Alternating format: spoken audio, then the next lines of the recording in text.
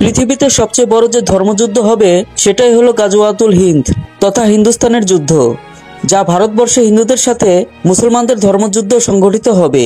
এই যুদ্ধে নিশ্চিতভাবে মুসলমানদের বিজয় হবে, আর এই ভবিষ্যৎবাণী করেছিলেন হযরত মুহাম্মদ সাল্লাল্লাহু আলাইহি সাল্লাম।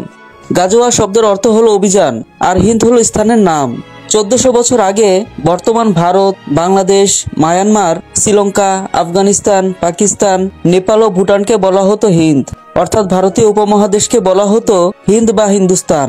পবিত্র হাদিস শরীফে গাজওয়াতুল হিন্দ সম্পর্কে বলা হয়েছে, এটা হবে কাফের বা মুশরিকদের সাথে মুসলমানদের পৃথিবীর ভিতর বৃহত্তর জিহাদ বা যুদ্ধ।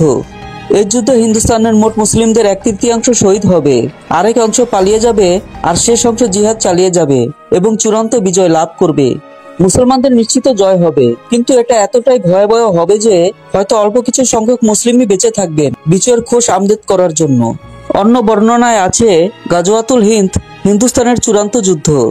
রাসূলুল্লাহ সাল্লাল্লাহু আলাইহি সাল্লাম পূর্বের দিকে তাকিয়ে বড় বড় নিঃশ্বাস নিচ্ছিলেন। এমন সময় এক সাহাবী রাসূলুল্লাহ সাল্লাল্লাহু আলাইহি সাল্লামকে জিজ্ঞাসা করলেন, ইয়া রাসূলুল্লাহ সাল্লাল্লাহু আলাইহি সাল্লাম, আপনি এমন করছেন কেন?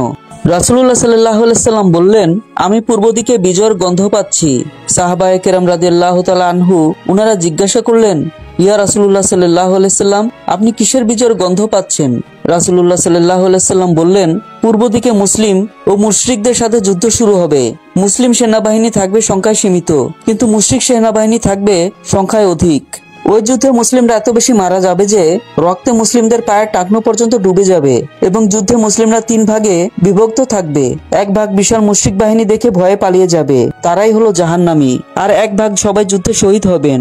শেষ ভাগ আল্লাহর উপর ভরসা করে যুদ্ধ চালিয়ে যাবে এবং শেষ পর্যন্ত জয়লাভ করবেন। মহানবী সাল্লাল্লাহু আলাইহি সাল্লাম বলেন, এই যুদ্ধ বদর যুদ্ধের সমতুল্য। তিনি আরো বলেছেন, ওই সময় মুসলিমরা যে যেখানেই থাকুক না কেন তারা যেন সেই যুদ্ধে শরীক হন।